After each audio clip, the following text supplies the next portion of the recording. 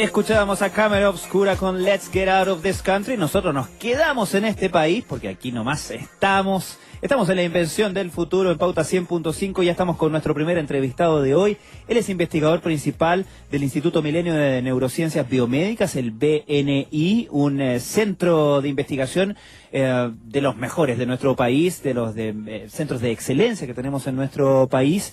Y que en esta ocasión lo hemos invitado a Pedro Maldonado. ¿Cómo estás, Pedro?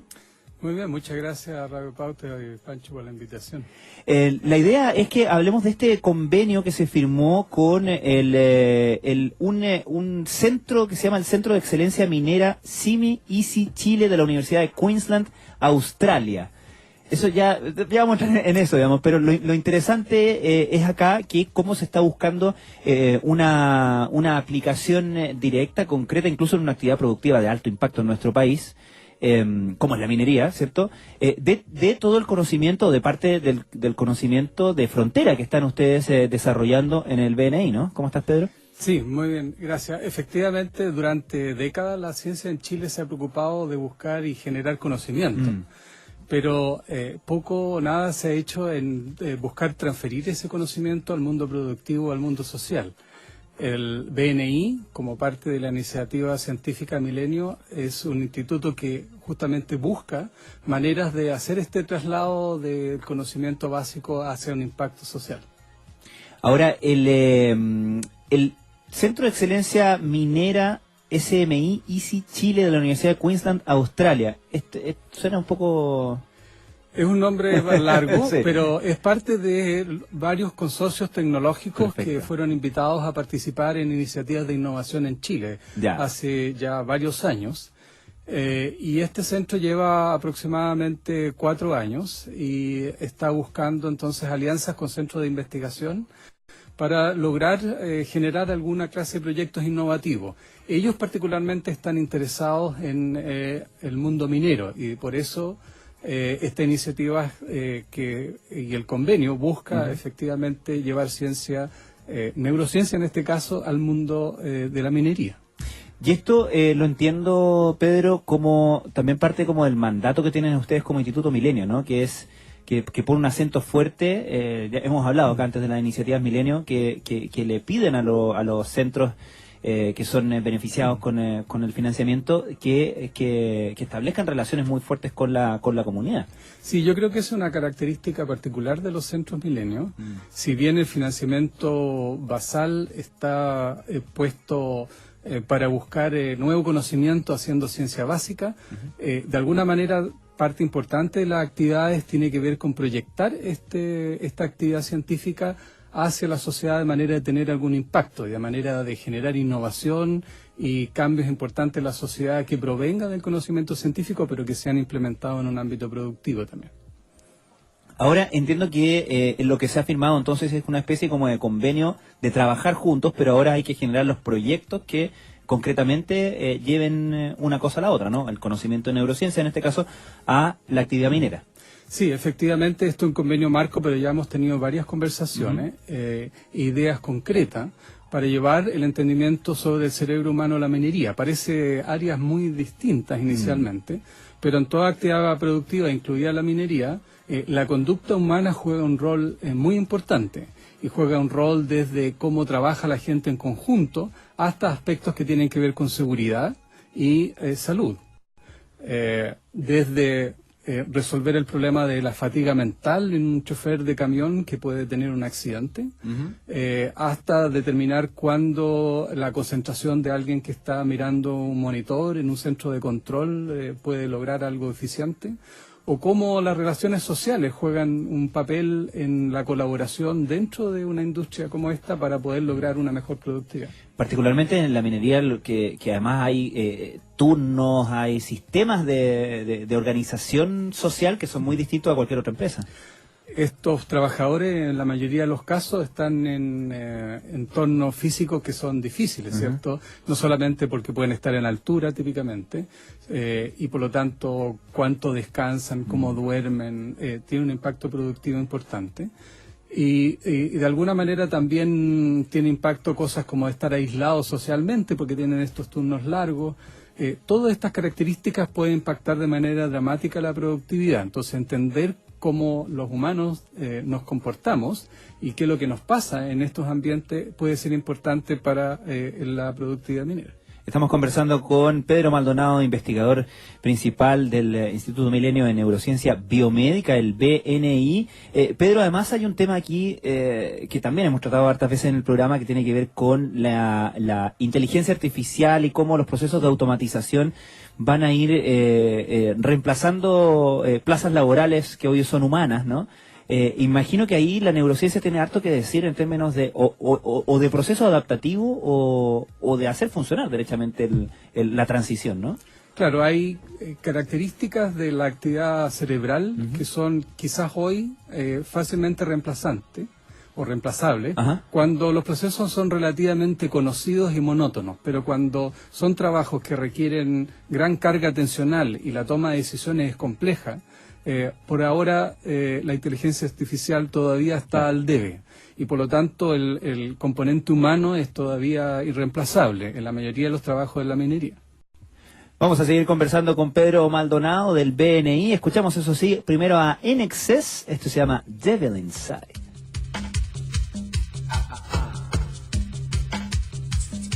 Ahí escuchamos a INXS con Devil Inside. Estamos con Pedro Maldonado, investigador del Instituto Milenio de Neurociencias Biomédicas, el BNI. Estábamos hablando de este convenio que se firmó con un centro internacional, un centro en la Universidad de Queensland en Australia, para desarrollar proyectos de investigación que donde ellos, digamos, puedan aplicar parte del conocimiento neurocientífico que se desarrolla en el BNI. Pedro, ¿qué tipo de proyectos están considerando o dónde crees tú, tienes como ejemplos de dónde podría ser aplicable directamente? Me imagino que ya han tenido algún tipo de, por lo menos tirar líneas, ¿no?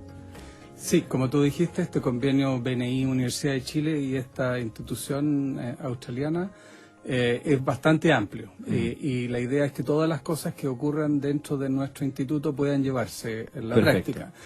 Hay algunas cosas que ya hemos identificado. Por ejemplo, en mi grupo trabajamos mucho con conducta ocular y por lo tanto y actividad electroencefalográfica, de manera que lo que buscamos es trasladar el conocimiento que hemos obtenido, por ejemplo, sobre fatiga mental en la industria. La fatiga mental genera riesgos altos y en una industria como la minería eso puede ser complicado. Y por lo tanto hay una especie de carrera en la industria de poder tener buenos marcadores de fatiga mental que permitan detectar cuándo va a ocurrir riesgo de accidente. O sea, por ejemplo, cuando el chofer de la máquina se va a quedar dormido. Reventado, claro. Claro. Y hay algunos marcadores que ya se ha probado de todo. Una de las cosas bastante conocidas es tratar de mirar los pestañeos cuando los choferes empiezan a pestañear. Claro, de hecho hay autos que tienen incorporado ese lector de... Sí, una marca sueca de autos que está... Claro, porque en el fondo es típico, cuando el pestañeo te dura un poquitito más, ahí ya estamos en problemas. Claro, el problema de eso es que si bien sirve, son un poco tardíos, porque para cuando uno está pestañeando ya el cansancio es muy grande. La idea es buscar una conducta parecida, por ejemplo, que muestre cosas parecidas. ¿Y por ejemplo, qué hace el ojo cuando uno está fatigado? El ojo se mueve de manera distinta. Una de las cosas que quizás no nos damos cuenta, pero nosotros estamos moviendo el ojo todos los días, 4 veces por segundo, todo el día. Y este movimiento es muy rápido. Y la velocidad de este cambio de mirada va cambiando dependiendo de nuestro cansancio. Entonces estamos mirando eso. Y estamos correlacionando eso con otras marcas conocidas de fatiga mental. Nosotros podemos, en el laboratorio, mirar directamente la actividad cerebral y se conoce algunos rasgos de esa actividad que muestran fatiga. También hemos descubierto en el laboratorio, y esto es trabajo de Rodrigo Vergara, que la temperatura del dedo incluso es mejor predictor de la fatiga mental que la actividad cerebral. ¿De qué dedo? Cualquier dedo. En el fondo la temperatura de la piel, particularmente del dedo. De manera que cuando uno en el laboratorio pone personas a hacer tareas de gran demanda atencional, la temperatura del dedo cae. y por lo tanto, mientras más cansado está uno, baja más la temperatura del dedo. Interesante. ¿Y tienen alguna hipótesis de por qué pasa eso? Sí, no? Tenemos alguna hipótesis que tiene que ver con que la atención demanda harta carga metabólica en el cerebro. O sea, lo que es como activa, la optimización de energía del cuerpo. Claro, entonces se calienta el cerebro, entonces busca bajar la temperatura, al manera de una respuesta fisiológica, pero algo que está pasando en el cerebro. O sea, en el fondo apaguemos las luces de la casa que no estamos ocupando porque estamos concentrados acá en el escritorio. Claro, tengo que regular mi temperatura diferente. Entonces es posible, por ejemplo, y una de las cosas que vamos a probar es si en vez de tener que medir los ojos, que es relativamente complicado, quizás la temperatura del dedo nos ayuda en un ambiente real a detectar este tipo de fatiga. Incluso algo mejor que lo que se usa en la industria, hay algunos cascos que se ponen los trabajadores para medir ondas cerebrales. Pero esto es muy ruidoso y tiene una predicción relativamente pobre. Otro ejemplo es en sistemas de control. Como nosotros movemos los ojos para lograr capturar el tipo de información que necesitamos para tomar decisiones, estos movimientos de los ojos están limitados a dónde está la información. Entonces, la distribución de la información en una sala de control, cuántas veces uno lo mira, se pierde a veces información relevante y crítica. ¿Cómo dispongo la información relevante? ¿Cómo dispongo los monitores, por ejemplo? Hemos preguntado en muchas instancias, no solo en la minería, sino que en sistemas de control de mall, en compañías de seguridad, y nadie tiene idea. Hay compañías de seguridad que ponen 6 monitores para ser vigilados por una persona con 96 cámaras. Eso implica una carga difícil. Entonces, entender eso y ver cómo optimizar en un ambiente de productivo es parte del tipo de proyectos que queremos hacer. ¿Hay algo que decir ahí respecto de nuestra capacidad o incapacidad, digamos, del multitarea, del multitasking? Eso está bastante conocido, creo yo. No podemos hacer multitasking. Generalmente, y la razón es porque cuando cambiamos de tarea, el cerebro pierde tiempo en volver a engancharse en una de las tareas, y luego cuando volvemos a la otra, también volvemos a perder tiempo, de manera porque tenemos que recordar qué es lo que estábamos haciendo, por qué, etcétera. Entonces, si bien la sensación de multitasking lo hace uno sentir más eficiente, si uno lo mide en la práctica, y lo han medido muchas veces, el rendimiento es menor. O sea, es como la diferencia entre que en la pantalla de tele yo pudiera tener los 5 canales, o que tenga que hacer zapping. Aunque haga muy rápido el zapping, estoy viendo uno a la vez. Claro, tú puedes sentir que estás viendo bien y estás entendiendo el programa y escribiendo tu correo, pero si tú haces esas cosas separadas, las haces mejor. Pedro Maldonado, tú en el BNI estudias áreas, tal como describía recién, ligadas al comportamiento y a la información y al conocimiento neurocientífico ligado al comportamiento. Y quería preguntarte, porque esta es un área donde, por ponerlo en términos muy poco académicos, hay mucho chanta, ¿no?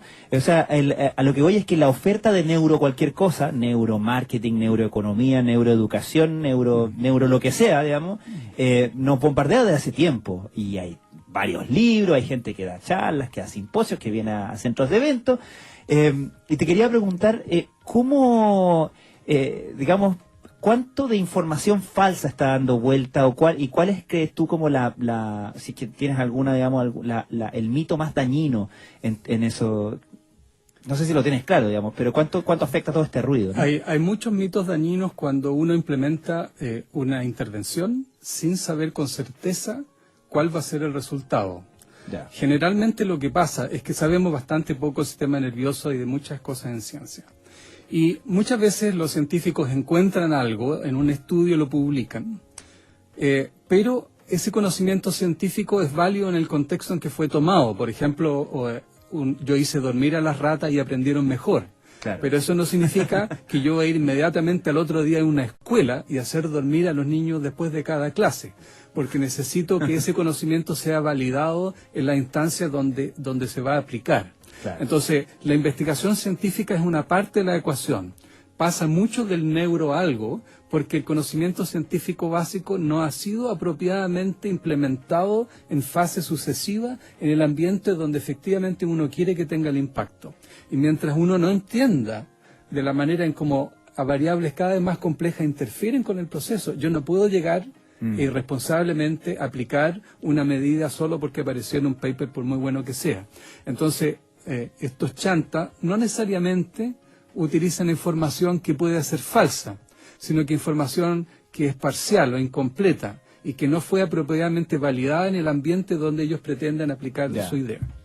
Claro, y además se encuentran con un entorno o un contexto que les pide, ¿no? O sea, que si hablamos, por ejemplo, de neuromarketing, claro, marketing, llega un tipo neuro, le pongo atención, pago la entrada, ¿no? Sí, efectivamente, la demanda en todos estos mundos sobre la certeza de neurociencia es alta, en el mundo educacional, en el mundo de la salud, en el mundo de la minería, ¿cierto? Pero es difícil, porque justamente uno tiene este problema. De entender si efectivamente lo que puede encontrar en un estudio controlado puede servir en el mundo real. Eso pocas veces lo sabemos. Por eso que existe la innovación. La innovación en gran parte consiste en tomar este conocimiento básico y explorar si efectivamente ese conocimiento puede tener entonces el impacto que uno quiere en el ambiente. Claro, se aplica en el mundo real. Efectivamente. Ahora, tus principales instrumentos en tu laboratorio son, por ejemplo, la resonancia magnética funcional, porque te lo digo en particular por la resonancia magnética funcional, porque es como el juguete favorito de todas estas notas, como del tipo, descubren que el cerebro se activa de igual forma cuando tiene sexo que cuando come chocolate, por ejemplo. Bueno, hay una... Y uno se pregunta qué significa que se active. Es una mala interpretación de la resonancia magnética funcional. Es un instrumento caro y hay pocos en Chile, es raro y se usa poco para investigación. Pero lo que se hace es, se pide a sujetos que hagan una cosa y luego que hagan otra. Y lo que se resta las dos imágenes, entonces cuando uno no puede decir que se prende o que se activa. Lo que puede decir es que frente a esta actividad, esta parte del cerebro parece estar con mayor actividad que cuando está haciendo esta otra cosa, pero no es que ese lugar se prenda con la actividad. Claro. Entonces se ha usado mucho para pensar que hay partes del cerebro que hacen una cosa y otra parte hace otra cosa. Eso es un mito. Todo el cerebro está en general involucrado en la mayoría de las distintas conductas y lo que tenemos es un balance de actividad. Por lo tanto, la gran mayoría de las interpretaciones obtenidas con eso parece que están equivocadas. Oye, podríamos hacer un programa entero de neuromitos, Pedro Maldonado, así que te vamos a dejar invitado para más adelante. Por supuesto, yo feliz de hablar de neuromitos. Pedro Maldonado, investigador principal del Instituto Milenio de Neurociencia Biomédica, el PNI, muchísimas gracias por habernos acompañado hoy. Muchísimas gracias a Pauta y a ti por la invitación. Nosotros nos vamos a ir a una canción, pero antes deja darte un consejo. Perfecciona tu conocimiento matriculándote en posgrados Universidad Santo Tomás, con una oferta académica en 13 áreas de estudio, más de 70 programas académicos a lo largo del país. Conócelos en posgradoust.cl, Universidad Santo Tomás, acreditada para profesionales sin límite. Escuchamos a Hot Chip con Ready for the Floor y después vamos al corte y seguimos con la invención del futuro.